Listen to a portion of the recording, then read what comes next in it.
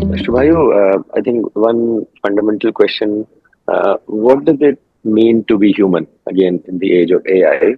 And therefore, how are you seeing the role of a HR professional change in this context? So, I mean, sort of related question and sort of related to what we were discussing. Just wanted your feedback because you've been in this profession.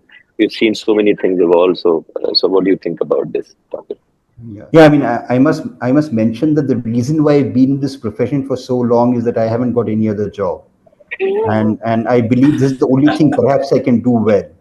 Uh, that's kind of lack of modesty, I must confess. But yeah, so I think great question, and I genuinely believe, and I was kind of having a chat today with my people partnering team, and I was telling them that be very careful about how you balance the use of automation, AI, and all the tools that we have versus interacting with people. So it's about realizing that, especially in HR, every transaction that we do, we're influencing someone's life. I think that is principally something which needs to be embedded in the DNA of every HR profession. Because the moment you realize that the responsibility that comes with it is something which people understand, it's overwhelming at times, Pankaj, right?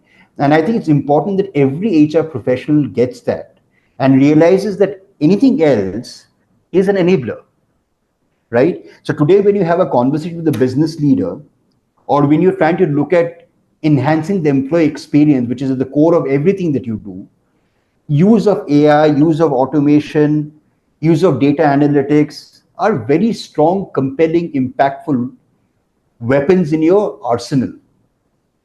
But what you do after that, in terms of the conversation that you have with people, the insights you get when you listen to them, how you have that transaction with an individual is what decides that fundamental component of that psychological contract.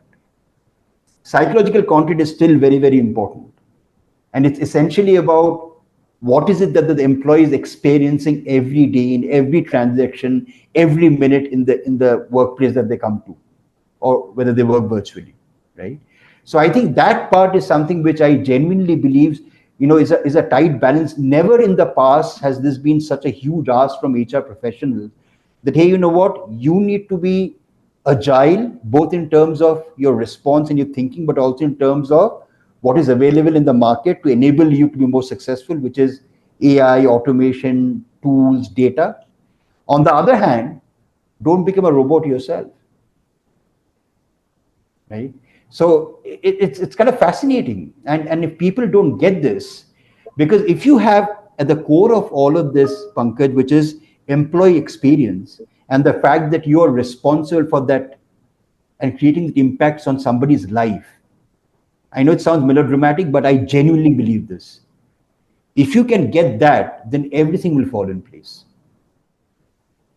I really like this analogy, Shubhayu, and this is the first time I think someone has given this analogy that almost you're saying you're like a doctor, because the doctor really has to think many times before you give advice. Versus, I wouldn't sort of say that, but like consultant. I mean, you don't expect consultants to touch lives, although they are doing a job advising all of that. So I don't want to demean my many good consulting friends, but I really like the idea because many a time people look at their job as a consultant. I'll do something, but the doctor analogy that you alluded to, I really liked it. So thank you, Shubhayu.